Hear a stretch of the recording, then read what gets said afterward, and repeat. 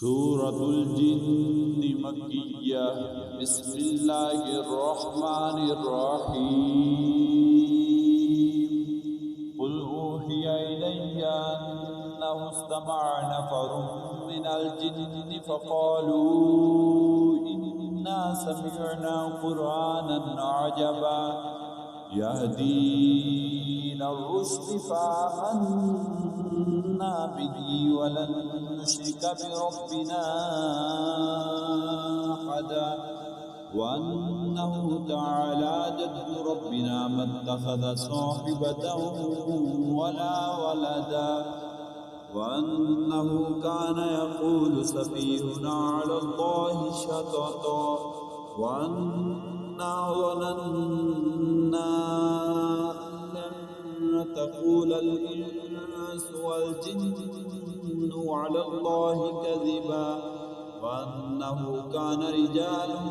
من الإنس يعوذون برجال من الجن فزادوهم رهقا وأنهم ظنوا كما ظننتم أن لن يبعث الله أحدا وأنا لمسنا السماء فوجدناها مليت حرسا شديدا وشهبا وأنا كنا نقعد منها مقاعد للسمع فمن يستمع الآن يجد له شهابا رصدا وأنا لا ندري أشر يريد بمن في الأرض أم أراد بهم ربهم رشدا وأنا منا الصالحون ومنا دون ذلك كنا طرائق قددا وأنا ظننا أن لن نعجز الله في الأرض ولن نعجزه هربا وأنا لما سمعنا الهدى آمنا به فمن يؤمن بربه فلا يخاف بخسا ولا رهقا وأنا منا المسلمون ومنا القاسطون فمن أسلم فأولئك تحروا رشدا وأما القاسطون فكانوا لجهنم حطبا وأن لو استقاموا على الطريقة لأسقيناهم ماء غدقا لنفتنهم فيه ومن يعرض عن ذكر ربه يسلكه عذابا صعدا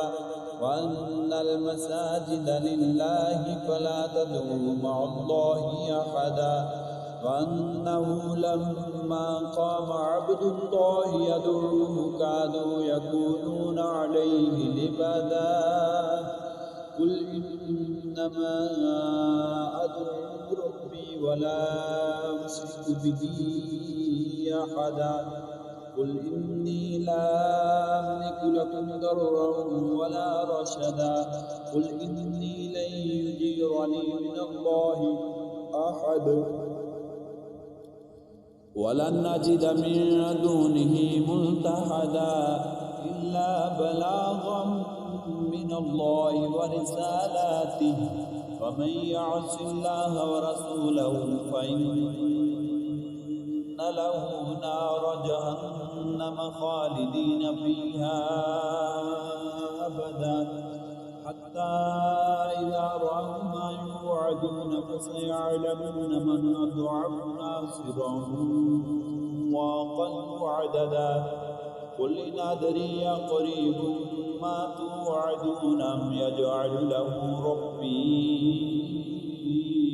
أمدا عالم الغيب فلا يظهر على غيبه أحدا إلا من ارتضى من رسول فإنه يسلك من بين يديه ومن خلفه رصدا